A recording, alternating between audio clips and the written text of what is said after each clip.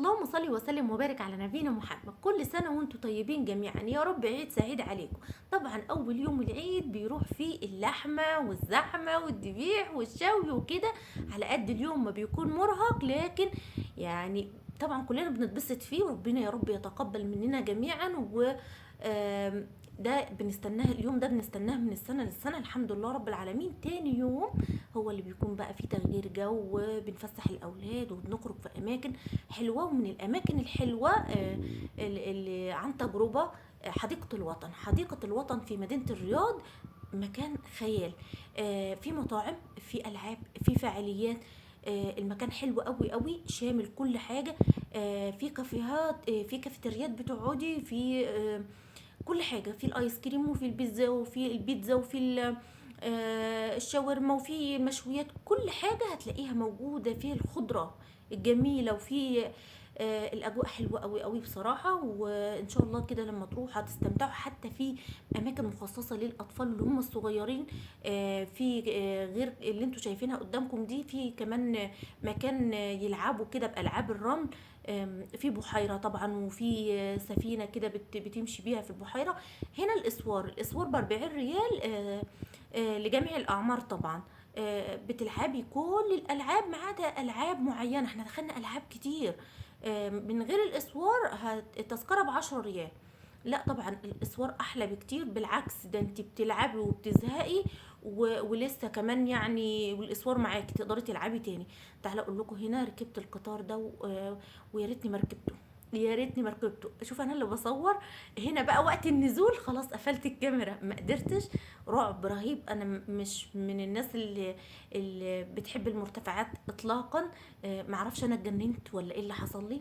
انا يعني ما كنتش عارفه انه القطار هيطلع من على حته عاليه ويروح نازل مره واحده. انا فكرت ان هو هيلف لفه في نفس المستوى، لكن اكيد لو كنت اعرف انه ده هيحصل ما كنتش عملت كده. شايفين البحيره خطيره. الاجواء حلوه قوي. احنا رحنا بدري على فكره، رحنا من بعد العصر، يعني تقريبا كانت الساعه 4.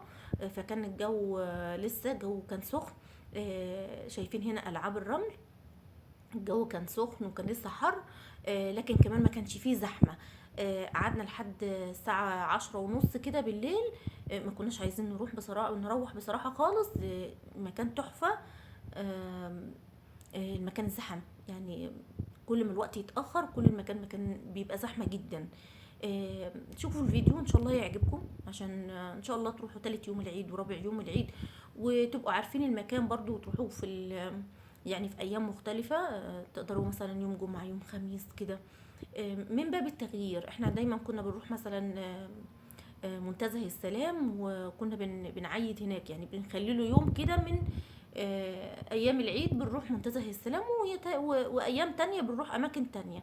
لكن حديقة الوطن بصراحة سبحان الله، انا شفت لها فيديو واحنا لابسين وخارجين، وكنا لسه مش عارفين هنروح في اي مكان. هو النصيب سبحان الله ان احنا رحنا. وشايفين حتى حاطين شاشات عرض افلام اجنبي. تلاقي في كمان مباراة كرة قدم بيبقى مشغلينها. عايزة اقولك هنا في عبارة عن اماكن زي الكابينة كده. بتبقى اماكن خاصة، الناس بتدخل وتقعد فيها وتبقى براحتها، اللي مش عايزة الزحمة.